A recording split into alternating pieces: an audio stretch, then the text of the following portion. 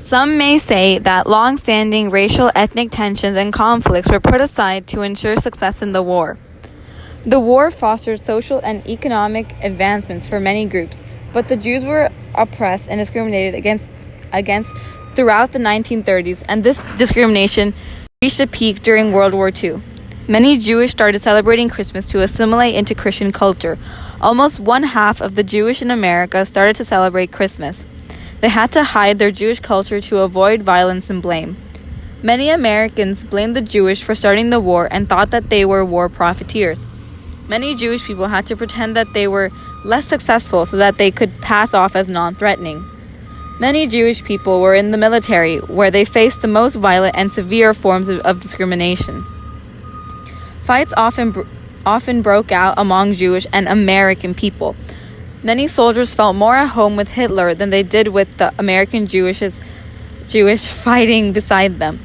There were the least amount of Jews in the Marines, and those that were there had to fight for their respect. It was known that once a Jew was disrespected, they often fought to retain some respect, and these fights were rarely controlled or mediated. They are often called kaik, which is a derogatory term used to refer to Jews. Some believe that the American German and Japanese were less of a threat than American Jews. Many types of media were published that commented on American Jews. Some portrayed them in negative light, while others were on a more positive tone. Some include The Gentleman's Agreement, Naked and the Dead, Crossfire, and Young Lions. They portrayed the different types of anti-Semitism. Sometimes, some Jews could not join a community center, while others were not even permitted to live in a certain area. Lots of Jews became film directors like William Filmmaker, who tried to show their side of the struggle as well. Thus, the discrimination was never subdued for the war efforts. Anti-Semitism only grew and became a major proponent of conflict during the war within America and the world. Many Jews wanted to flee their current status in Nazi Germany, but were unable to do so because of the limiting countries that were willing to take in immigrants. America had just started the quota system after the stock market crash, but the traditional policy of open immigration ended once Congress placed a restrictive immigration quota that allowed only 25,957 Germans to enter into the country. Herbert Hoover also ordered a vigorous reinforcement of visa regulation, which heavily reduced immigration. In 1932, the U.S. only issued 35,576 immigration visas. The severity of the anti-Semitism never reached the level in Nazi Germany, but was still measurable. After Franklin D. Roosevelt's inauguration, esteemed leaders such as Coughlin and William Dudley shared their beliefs on anti-Semitism. To alleviate some of the Jews' pains, American Jews started to boycott goods from Germany, hoping that their economy would go so low that Hitler would be forced to end his anti-Semitic policies and they would end the Holocaust. Roosevelt tried to hand out visas to those that were in need and also created an international Evian conference for refugees.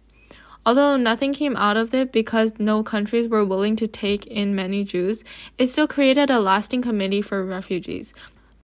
Father Charles Coughlin was one of the most influential people that spread Nazi propaganda. He accused all Jews to be communists, and he had a radio show that broadcasted anti-Jewish ideas to millions of people in America. He asked the Jews to pledge to him to return America to Americans. Not all Americans believed in this, though. Most Americans disapproved with Nazi Germany's action of mass murdering the Jews. The mass murder was what Hitler called the final solution. This was near the beginning of World War II, and Germany had invaded Poland. Nearly 2.7 million Jews were killed during this mass murder. More than half of Americans blamed European Jews for their own treatment at the hands of the Nazis. At first, the Congress wanted to admit child refugees from Germany, but 67% of Americans opposed to this bill. And at the end, this bill did not reach the floor of the Congress to be voted on. The immigration process was meant to be exclusionary and difficult. This worked, since most of the Jews that could not find haven from the Nazis in America or anywhere else didn't survive the Holocaust. Prevailing sentiment against admitting refugees reflected America's continuous desire to isolate themselves from world affairs. Americans were afraid that after a world war, another economic depression would follow, since most Americans were still afraid after the Great Depression and what they had to go through. Clearly, the conflict between Jews and everyone else was not put aside, and the war did not bring any advancement for the Jews.